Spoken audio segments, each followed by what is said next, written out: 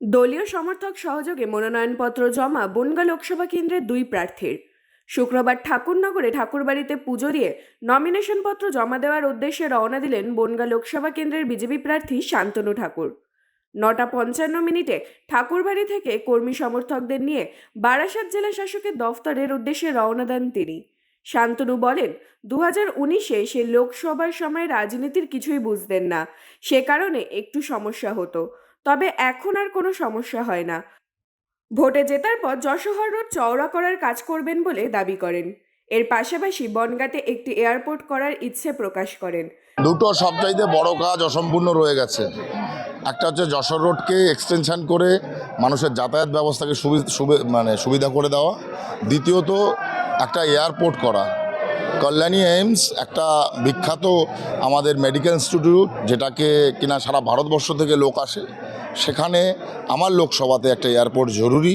ঠিক আছে, এখানকার বহু মানুষ বিদেশে থাকে, তাদের অনেক সমস্যা হয়। ঠিক আছে, প্রায় 4-5 ঘন্টা ধরে যেতে হয় তাদেরকে দমদম এয়ারপোর্টে। তো ওখানে একটা এয়ারপোর্ট হওয়া জরুরি। আমরা আশাবাদী ভারতীয় জনতা পার্টি জয়লাভ করলে মেইন এই দুটো সমস্যাকে সমাধান করবে।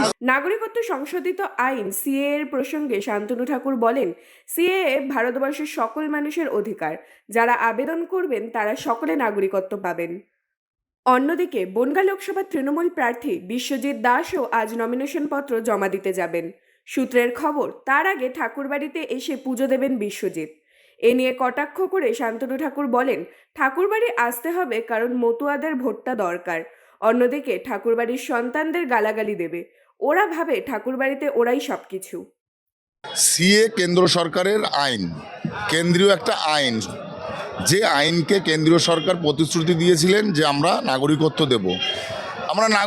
দেব, এটা সত্য কথা। এটাই আগে মেনে নিক সবাই যে নাগরিকত্ব দেওয়া হচ্ছে। এবার আমরা যখন রেসপন্সিবল পারসন, আমরা যখন মানুষের দায়িত্ব নিয়েছি, অবশ্যই মানুষকে নিশ্চয়ই তাড়িয়ে দেওয়া হবে না। কোথাও এই আইনের কোথাও লেখা নেই যে কাউকে তাড়িয়ে দেওয়া হবে। সবাই সিটিজেনশিপ পাবে, যাদের সিটিজেনশিপ নেবার প্রয়োজন।